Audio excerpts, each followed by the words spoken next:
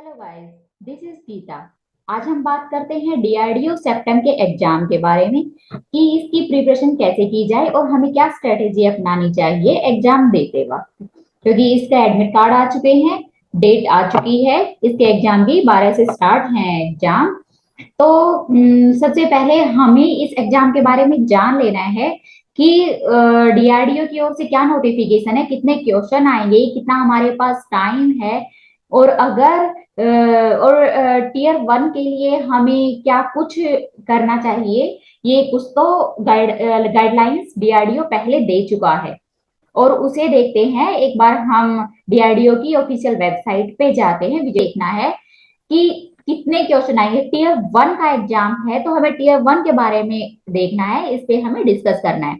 पहले तो देखिए टीयर वन के लिए कितनी सिटीज में एग्जाम होने वाला है। 39 सिटीज में एग्जाम होने वाला है। इन्हीं 39 सिटीज के अंदर आपके एग्जाम इन्हीं के अंदर होगा, इनसे बाहर नहीं। और फिर हम बात करते हैं टीयर वन के बारे में।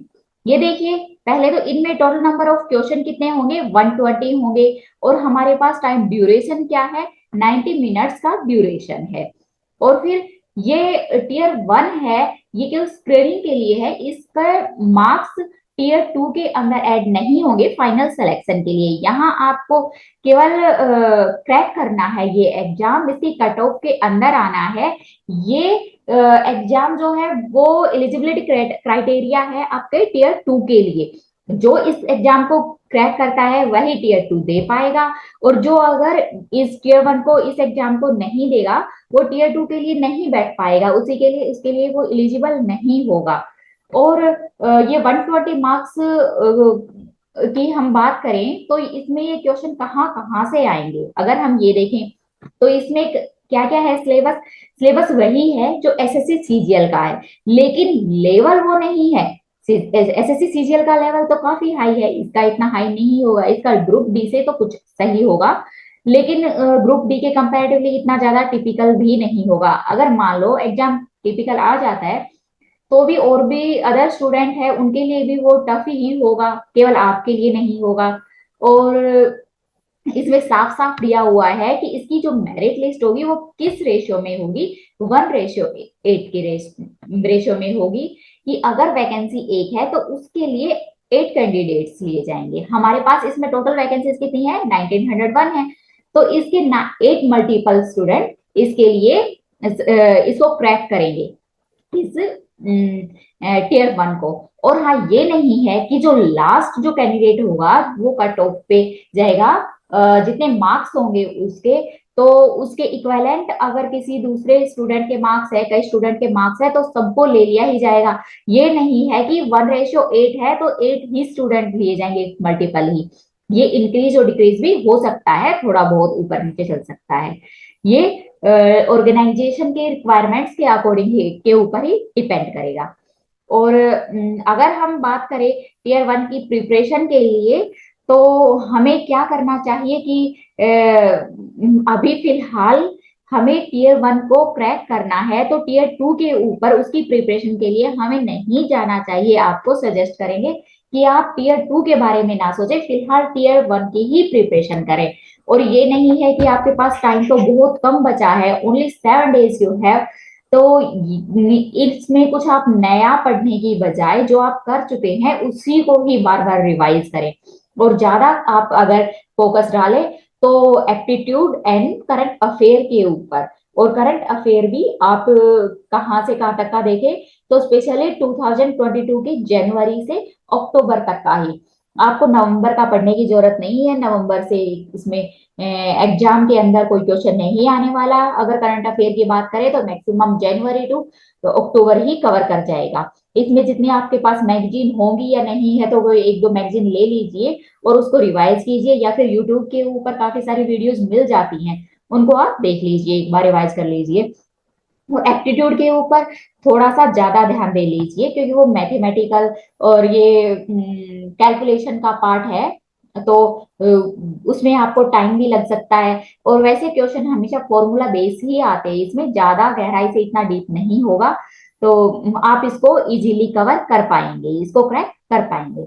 और अगर हम नीचे चलते इसकी बात करें हाँ, अगर आपके सेम मार्क्स आ जाते हैं, मान लो फाइनल सिलेक्शन के लिए या फिर टीयर वन में ये होता है कि दो कैंडिडेट्स के सेम मार्क्स हैं, तो उनमें से किसको लिया जाएगा, ये हमेशा कंफ्यूजन होता है। तो देखिए, सबसे पहले तो दो कैंडिडेट हैं तो उनकी एज को देखा जाएगा, जिसकी एज ज्यादा होगी उसको लिया जाएगा अगर सेम मार्क्स होते हैं। और अगर मान लो उनकी दोनों की डेट ऑफ बर्थ भी सेम है, तो अल्फाबेटिकली उनके नेम के अकॉर्डिंग कैंडिडेट को सेलेक्ट किया जाएगा। और फिर हाँ, और बच्चों को ये होता है कि हमारे अगर हम एग्जाम दे लेते हैं, रिजल्ट भी आ जाता है, तो उनको कंफ्यूजन होता है कि हमने कितना स्कोर किया और हमारी रैंक क्या हुई। ये आपका टीयर वन का रिजल्ट आने के बाद में आपको इसकी डीआरडीओ के ऑफिशियल वेबसाइट पे विजिट करते रहना आप, और आपको पता चल जाएगा। और फिर ये भी होता है कि रिजल्ट कब आएगा। रिजल्ट का भी ये है कि वैसे ज्यादा टाइम नहीं लगता है, लेकिन फिर भी आप डीआरडीओ की वेबसाइट पे आप विजिट करते रहना, आपको पता चल जाएगा जल्दी ही कि जब भी आपको रिजल्ट मिलेगा। और फिर क्या है, हाँ, इसमें आपको ध्यान रखने वाली बात है कि आपको कोई भी फोन या ब्लूटूथ वगैरह यूज नहीं करना है। अगर आप किसी भी ऐसे काम में ऐसे गिल्टी पाए जाते हो, तो आपके ऊपर आप पे कोई भी एक्शन लिया जाएगा, और हो सकता है आप हमेशा के लिए कोई भी गवर्नमेंट एग्जाम देने के लिए आपको बैन भी किया जा सकता है। ये था हमारा टीयर वन के एग्जाम के लिए कि कितने क्वेश्चन आएंगे, कैसे क्या होगा इसमें। देखिए, 120 क्वेश्चन है और 90 मिनट्स का ड्यूरेशन है, और ये ऑनलाइन एग्जाम होंगे टीयर वन भी और टीयर टू भी। इससे पहले क्या हुआ करता था कि 150 क्वेश्चन हुआ करते थे और टाइमिंग क्या होती थी, 120 मिनट्स होती है। लेकिन अब क्या है कि 120 क्वेश्चन है एंड 90 मार्क्स, 90 मिनट्स का आपके पास ड्यूरेशन है। देन, और अगर हम अब हम बात करते हैं कि बच्चों के कुछ क्वेश्चन होते हैं, कुछ डाउट्स होते हैं, उनको भी क्लियर करते हैं कि देखिए, ये है हमारा, अब होगा कॉमन, ये कंप्यूटर बेस्ड टेस्ट है जो हमारा टीयर वन है, और टीयर टू है वो भी कंप्यूटर बेस्ड टेस्ट होता है। तो इसकी पहले पूछा गया ये क्वेश्चन है कि how can a candidate practise for computer based test. Computer based test के लिए बच्चा कैसे प्रैक्टिस करे। तो क्या होगा कि आपको डीआरडीओ की ऑफिशियल वेबसाइट के ऊपर आपको एक मॉक टेस्ट दिया हुआ है, आप उसको प्रैक्टिस करके आपको पता चल जाएगा कि हाँ, आपको कैसे अटेम्प्ट करना है एग्जाम। लेकिन वो सिर्फ ये है कि आपको एग्जाम कैसे अटेम्प्ट करना है ये पता चल जाएगा इस मॉक टेस्ट के थ्रू। इसका मतलब ये नहीं है कि एग्जाम भी इसी के सिमिलर आएगा, किसी के जैसा आएगा, कि क्वेश्चन यहीं से मैच करते। क्वेश्चन का जो आपका ओरिजिनल जो एग्जाम होगा उसका और उस मॉक टेस्ट का कोई भी रिलेशन नहीं है। इसे सिर्फ आपको एक एग्जाम देने की, कंप्यूटर बेस्ड ऑनलाइन एग्जाम देने की प्रैक्टिस हो जाएगी, इसके लिए है। और ये प्रैक्टिस कहाँ से होगी, मॉक टेस्ट दीजिएगा जो डीआरडीओ की ऑफिशियल वेबसाइट पे है। वो भी मैं आपको दिखा दूंगी, दिखा देती हूँ थोड़ी देर में कि वो टेस्ट आपको कहाँ से देना है। And next is, can I take the test from any centre. नहीं, आप कोई भी अपना जो टेस्ट दिया होगा, जो आपको, आप कभी भी उसको इससे बाहर लेके नहीं जा सकते हैं। इसके बाद क्या है कि in case any problem in computer during examination who will assist the candidate. वहां आपके पास कोई भी ऑफिशियल या फिर आईटी प्रोफेशनल्स होंगे, वहां मौजूद होंगे जहां पे एग्जामिनेशन सेंटर होगा। वो ही लोग आपका प्रॉब्लम, इस ऐसी प्रॉब्लम को सोल्व करेंगे। वो देख लेंगे और उनको पता भी चलता रहेगा कि सारे सिस्टम अच्छे से काम कर रहे हैं या नहीं। इसकी आपको टेंशन लेने की जरूरत नहीं है। और will a candidate get the question paper of computer based. नहीं, आपको क्वेश्चन पेपर नहीं मिलेगा आपको, क्योंकि ये एग्जाम क्या है, ये ऑनलाइन एग्जाम है। इसका किसी भी फॉर्मेट में आप कोई भी क्वेश्चन पेपर बाहर नहीं लेके जा सकते। And how to answer a question in computer based test. तो देखिए, ये क्या होगा कि इसमें जब आप टेस्ट स्टार्ट करेंगे उससे पहले ही आपको एक ऊपर पैनल दिया जाएगा, और ये आप आपका जो मॉक टेस्ट देंगे उससे भी पता चल जाएगा कि पैनल दिया हुआ हो उस पर डिफरेंट डिफरेंट कलर होंगे, और दिया हुआ इस कलर के अकॉर्डिंग की अटेम्प्ट कर चुका है कर दिया है जो क्वेश्चन उसका कलर अलग होगा, जो अटेम्प्ट नहीं किया है उसका अलग होगा, एंड जिसको आप मार्क फॉर रिव्यू करते हैं उसको भी एक अलग अलग कलर में मेंशन किया जाएगा। Next question is can a candidate get paper और सीट फॉर रफ वर्क। हाँ, आपको अगर आपको जरूरत है तो आपको मिल जाएगा, रफ वर्क के लिए आपको पेपर वहां पे मिल जाएगा, एक ब्लैंक सीट मिल जाएगी। And next is can a candidate bring pen और पेंसिल फॉर। जी नहीं, आपको पेन और पेंसिल वहीं पे प्रोवाइड की जाएंगी एग्जामिनेशन हॉल में, आपको अपने साथ कुछ भी नहीं लेके जाना है, केवल एक एडमिट कार्ड ही लेके जाना है और कोई आपकी आईडी मतलब आधार कार्ड लेके जानी है, इसके अलावा कुछ भी नहीं।